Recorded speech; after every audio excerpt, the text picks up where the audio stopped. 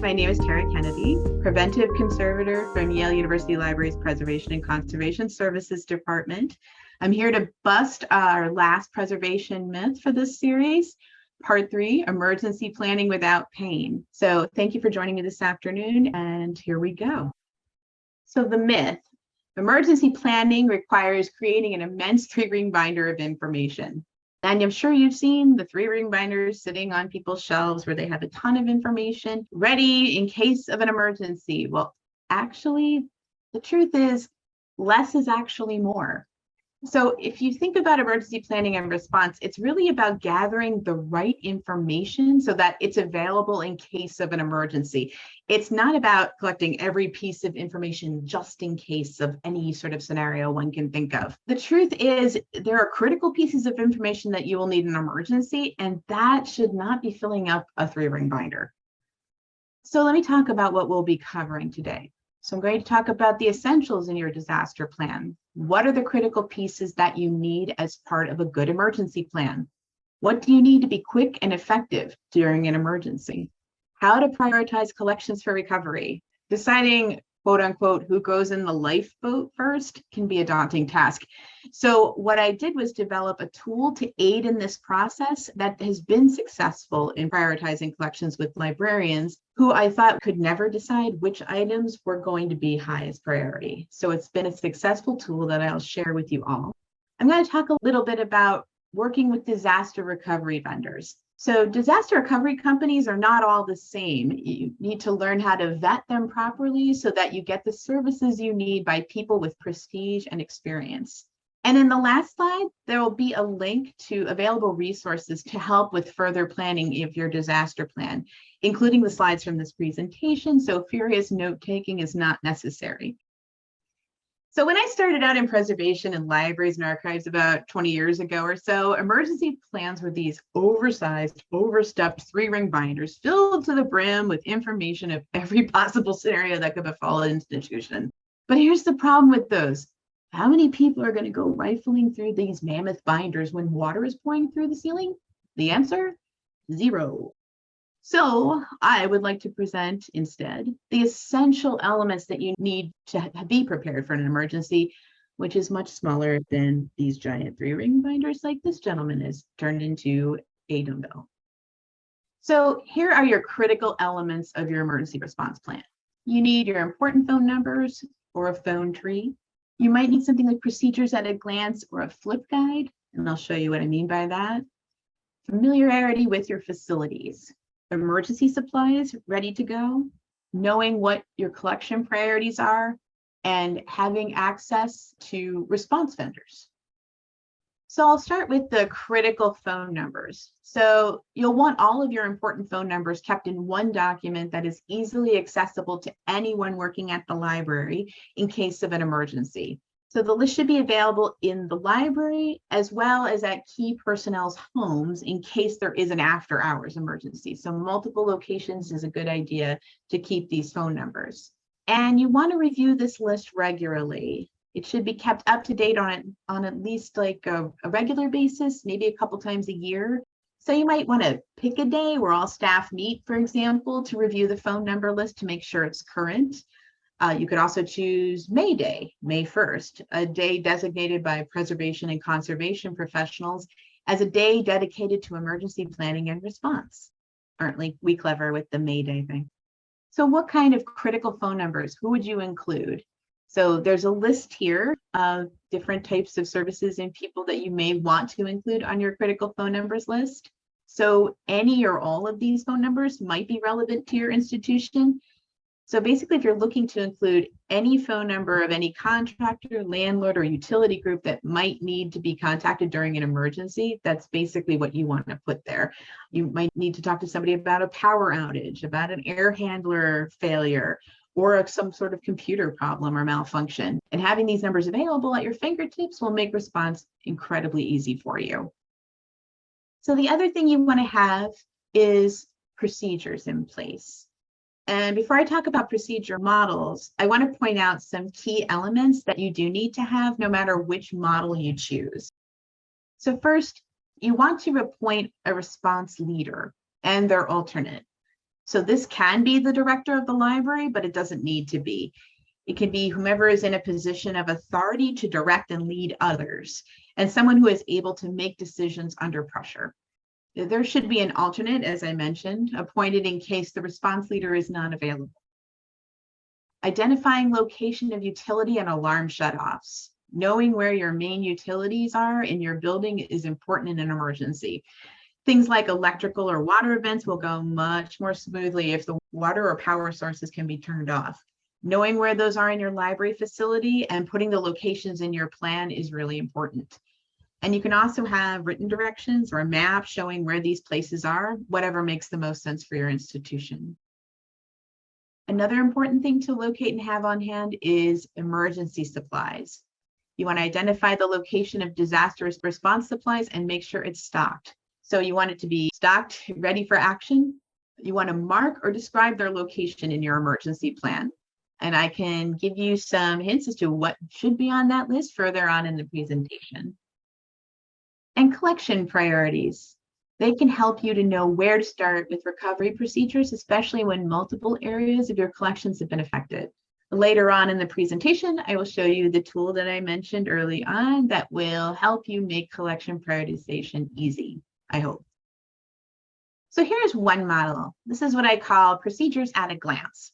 So this is a one-page list of step-by-step instructions of what to do in case of an emergency. It should cover who to call, what to do, and in what order you need to do things. So here's an example. Here's an example of a list of clear, concise instructions, procedures to follow in case of an emergency. And this is less than one page. And someone can look at this quickly and follow the simple steps to respond to as an emergency. So first call these people, then respond to the emergency, following these directions.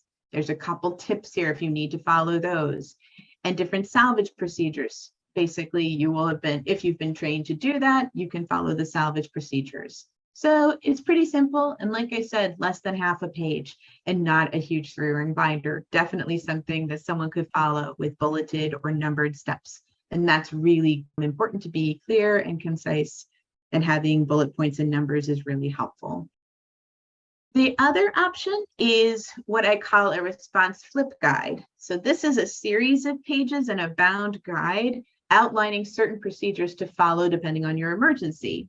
Again, they should cover these different procedures and who to call, what to do, and in what order. So I've included a picture of what I mean by the flip guide. We had one of these when I first started at Yale. This template that I created is what it looks like when you put it together with a comb binding. So for Yale's flip guide, we had important numbers right in the front. And then in terms of procedures, we had, you can sort of see the tabs underneath, hopefully.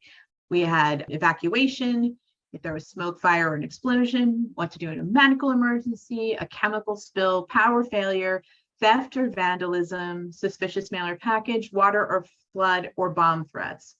So I've included, it's a Microsoft Word document, the template that I created that can be edited to suit any type of emergency that you want to have on hand.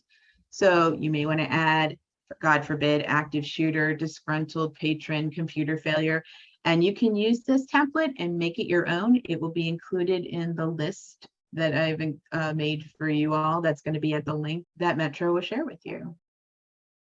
So you can go two ways with this. You can do the procedures at a glance, response flip guide. It just really depends on the size and scope of your operations.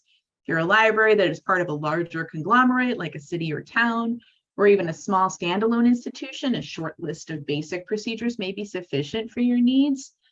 If they're a standalone operation with a larger staff and client base, the response flip guide might be a better choice. The flip guide model provides instructions for all types of emergencies.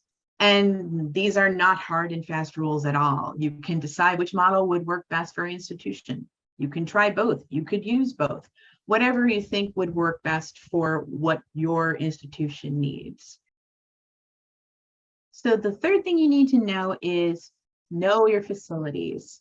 Knowing them well really is essential for creating an effective emergency plan. If you can, obtain floor plans or create your own to map out important areas, and evacuation routes. And evacuation procedures for staff and patrons should always be a top priority. Always map out at least 2 exits from a space where possible. Having 2 egresses is really actually the ideal in terms of evacuations. And as mentioned, knowing where your utility shutoffs for water, electric, gas, etc., should be mapped out and described in your emergency plan also. And if you have security alarms, know how to mute them, or at least who to call in order to turn them off. So fourth that you need to have on hand are emergency response supplies. And based on the size and type of the collection, you should have enough supplies to fully handle a smaller emergency or to last at least the first 24 hours of a larger disaster until more supplies can be shipped or until a vendor comes to help out with the recovery efforts. So most emergencies cultural institutions face are minor. Typically, they'll affect fewer than usually fewer than 250 volumes or 150 cubic feet of records. To me, that's small, but I also work at a very large institution. So you may have a different sort of perspective in terms of volume. So, and that's fine. It's nice because supplies for emergency response, you can get pre-made kits like this from university products, or you can create your own. Whichever you choose, supplies dedicated for emergency response should be kept on site in centralized locations and refreshed as necessary. Annually, you can do, or after an emergency when supplies are used up. You should have a staff member who's assigned to this task, and it's best to have a section that's designated for emergency supplies only and not have a mixed bag, because you want to make sure you have things at the ready when there's actually an emergency. So if you're going to make your own emergency supply kit, you want to store the supplies in a sealed waterproof container, a large garbage can that's marked emergency supplies, or a large Tupperware type tote are good options. You might consider wrapping the lid with cling wrap so that you know when the supplies have been used and to better protect the supplies from moisture. So you want to keep kits near a storage room and exhibition spaces. And there should be a kit in close proximity to any location where collections are used and or stored, and especially for locations that you already know are problematic and have had leaks in the past, that sort of thing. And you also want to check annually that supplies are still usable.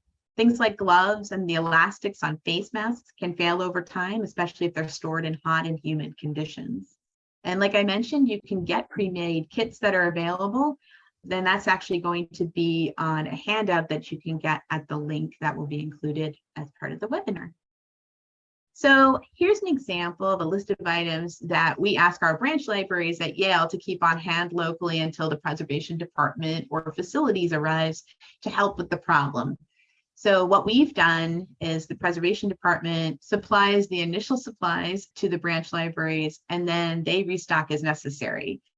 And some branches have been very lucky and still have the original supplies we gave them in most cases, things like the scissors and the drop cloths and things. And yeah, so some of the things they'd have to replace because they may have deteriorated over time, but like paper towels, sorbent pods, those can last for a really long time. So those are the lucky branches. They have not had any issues with emergencies, which is nice. And so in addition to local supplies that were listed in the last slide, the items here are the items we have on hand in the preservation department in case of collections emergencies. So in most cases for large scale equipment like industrial sized dehumidifiers, we rely on Yale facilities or a disaster recovery company that we have on retainer to supply those items. And I've also included links to various state contracts that one can use to acquire services and equipment if people are interested in that. I may have to add some additional states because I'm not sure, I don't remember if I put New York there, but I will double check and add that if they have one. I imagine they probably do. And lastly, collections recovery priorities. This is the hard one. So this section goes into a little more detail as I'll be describing the tool that I made that will help with collections prioritization. So I imagine that these speech bubbles are probably what is running through your head when you think about collections prioritization. Totally normal. It's difficult to decide which items need to be salvaged first. when in the middle of a crisis, or even when you're just thinking about a crisis. It's really, really difficult. Knowing how challenging this would be for those in these situations, I created a simple Excel spreadsheet with a series of questions to help Yale librarians prioritize their collections. Here you're seeing a completed list of priorities after working with a librarian who is responsible for a particular series of collections in one of our libraries. So that's what a finished piece would look like. So how does this work? So the library's collection is, I asked the librarian to portion out their collection by call number, location, etc. It sort of depends on how the library is organized. We work together to kind of come up with a way that makes the most sense based on how their collections are organized, how they're shelved, etc. Then a series of yes or no questions are asked about that particular section of the library collection. And we can also answer, I've also included the maybe it depends for folks who aren't sure if it's a really hard yes or no. You give that portion of the library collection an overall score, scaled 1 to 3, with 1 being the highest priority. And then the score is totaled at the end. So the lower the score, the higher the priority. So the relationship between priority and score are inverse. That's probably the most confusing part of it. So here's an example of how one would group the collections when I mentioned that you could do it by call number, shelf, or range. So if there are collections in particular rooms, those can be listed as one collection area, for example. Rooms can also be divided up into sections if need be, depending on presumed priority. So for example, if you have your local history original archives and local history reference books in the same room, you would put those on 2 separate lines in the Excel spreadsheet, as original one-of-a-kind materials will most likely have a higher priority than readily published materials, to give a good example of that. So then you take that list and add it to the spreadsheet tool. Everything with a check mark next to it on the left-hand side of the screen would get its own line in the spreadsheet tool. So you can see the call number range under Union Sequence first floor, that call number range got its own line in the Excel spreadsheet. Same with the one under LC Sequence, second floor, that call number range was another section. Different closets, the shelf list for day emissions, and exhibit case contents. So you can get down to the level of a case. So it's pretty versatile in that respect. So the step 2 part is the priority considerations. So included in the collections prioritization tool is a descriptive list of priority considerations. And what those are, they conclude a definition of what the priority means, along with an example and other considerations. So the question asked in the tool will help you weigh your scoring as you go down the list in the Excel spreadsheet. So these are the questions that you would ask about that section in the Excel spreadsheet. Are these vital records? Are these of high importance to the readers? Are they irreplaceable? Is salvaging preferable to replacing? Like, is it something that cannot be replaced? Is it a format that would be easier to just replace? It's a brand new book. Maybe we just buy another one instead of trying to salvage it. Are they of high monetary value? Are they high scholarly value? Are these lacking inventory control and or cataloging? That will include a higher priority because you would need to recover that so that you're able to give it because of the lack of inventory control. Are they collection tools? Are they organizational records? People have like institutional records that are part of their collections. Do they have high artifactual or intrinsic value? Did they belong to someone important? Are they signed by someone important? Were they notated by someone important? Those all create things that create high artifactual or intrinsic value. Is the format difficult to salvage? For example, audiovisual material, motion picture film, cased photographs, things like that would probably fall into that category. Or are they borrowed from another institution? Are these things that belong to someone else? That would make it an instant higher priority as well.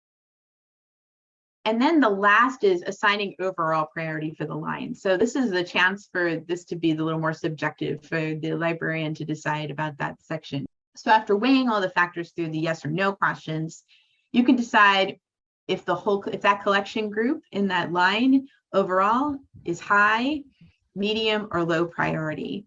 And that can be sort of based on some of these questions that are underneath. It also could just be something that the librarian or curator or selector has a strong feeling about, knows things like, I know it's a high use collection, that would give it a high priority. I know there's a lot of unique items in here because of X, Y, or Z, that would be a high priority. Or I know these are reference materials that I bought last week, that would be easy to replace, that's a lower priority. So these are like a sort of a last thing to add, so people feel like that they put their stamp on it to some extent, because I've been asking questions and now it's sort of like, this is the how I feel section of the prioritization. So the librarian can do this themselves, but I find it helpful to have one neutral priority there to ask the questions and fill in the spreadsheet as you go. It's helpful to talk through the questions with another person, and they can help be a sounding board and also another person to help with thinking through the question without the same bias. So you would go through the questions or priorities with the librarian, curator, archivist, and then record their answers. Tabulate final priority scores and sort the spreadsheet by totals, lowest to highest. So the scores are totaled to arrive at a priority score. The lower the score, the higher the priority. So you would use the lowest score as the highest priority as your starting point and divide the numbers evenly into 3 categories. For example, if the library's lowest score is 6, then the priorities would be 6 to 8.5 is the highest priority, 9 to 11.5 is medium, and then 12 to 14 is the lowest, if 14 is the highest number you have. And so once you have done that, you will map out those priorities on a floor map. And the areas should be as generalized as possible, and you want them color-coded, obviously, for ease in locating. I use red as highest, orange as medium, and yellow as lowest. So what I do is I put that in the spreadsheet so I know which ones are highest, which ones are medium, and which ones are lowest. And then your map ends up looking something like this. At a glance, you know exactly where your high priorities are. It's those little red squares in that particular room there. So if that room were to have an emergency that affected the entire room, you would go to those 2 cases there and those other pieces to the side first to make sure you recover those items first, and then you would do the pieces on the side. So in this section here, yeah, this is where these would be your highest priority. So you would go there first, and then these would be second. So it's a way of organizing your recovery efforts, and it's incredibly helpful.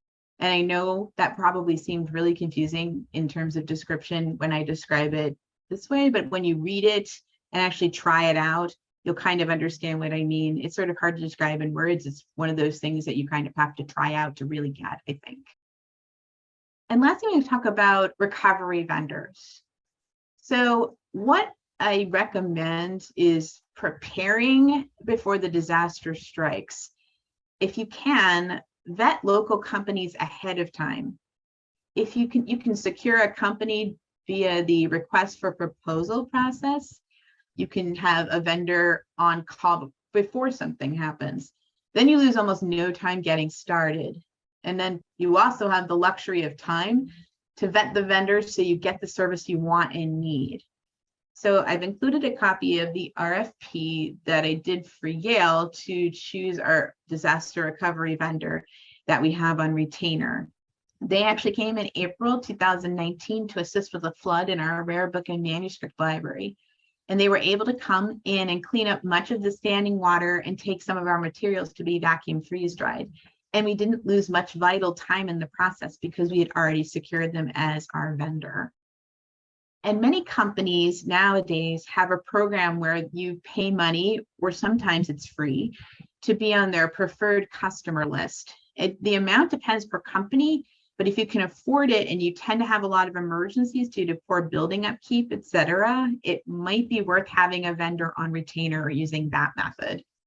Another option is one I mentioned earlier, is that some states have contracts with recovery vendors that state agencies can use. Like I said, I'm going to go and check and make sure that I included New York in that list, but you may need to register with some of these kinds of things in order to use the recovery vendor contract. So I will make sure that I add that and add any instructions that need to happen if it's available. I feel like New York State would have something like this, but I will check.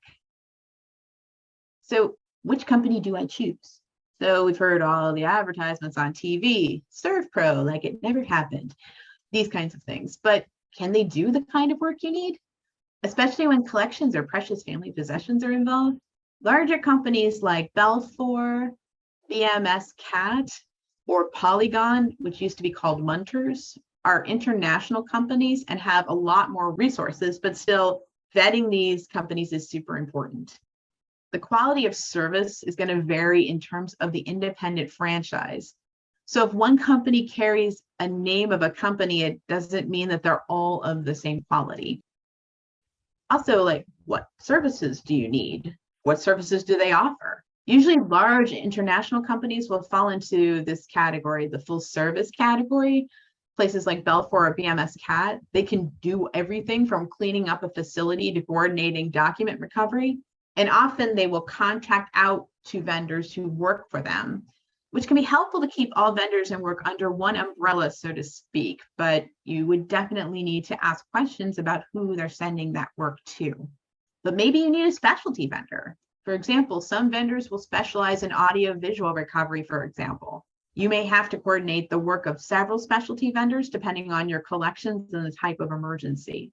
So the do-it-all things, I've had experiences where I have contacted the company that we do have on retainer and needed help with audiovisual materials. And they said, oh, we know somebody who can do that. So they put me in touch with someone.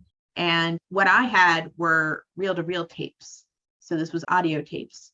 And they put me in touch with someone who did microphone processing. And when I talked to them, they were talking about using things like photo flow and things that would be used in photographic processing. And when I spoke to the person, I realized I'm like, oh, they didn't understand what I was asking for. And this was in the middle of an emergency. So it's really important to ask questions or ask that you can talk to the people that they want to send things to. There's no harm in doing it. And in a lot of cases, you'll actually save yourself a lot of time when you realize, oh, okay, they didn't actually understand what I was looking for. I will have to go and do this part myself. So it's important to ask questions. And you want to ask for at least 3 references who are of a similar institution, or at least a similar size, who have done similar work.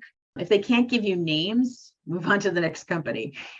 Ask to see their facilities. That's another good one. Seeing one's facilities can be very telling in terms of organization, and it makes it easy to determine how secure and organized they are, like how clean their spaces are, how well organized they are. Like, it really does tell you a lot about the company. And as I mentioned, don't expect that emergency recovery vendor will be a one-stop shop. And that was the example that I talked about with the film. When I talked to the subcontractor, it was very clear that they didn't understand what I was talking about. So then I knew I had to call a vendor that worked with audio media and have them recover the tapes and not work through Belfour through their subcontractor. So like I said, if they say they can do it all, it's probably too good to be true. Ask questions. So in summary, keep important phone numbers accessible. Have procedures that are quick and easy to read depending on your institution. Know where important things are. Know where your collections are that are high priority. Also where your utility shutoff is, your security alarm shutoff is. Know where your emergency supplies are. Make sure they're in a secure place that no one raids when someone needs a paper towel. Prioritize your collections. Vet recovery vendors ahead of time before the emergency strikes. And of course, update your plan annually. So that is my presentation. There is the website where I have a whole bunch of different templates and things, the slides from this presentation, a handout with some additional information that you can use to help with your emergency planning. So I thank you for your attention.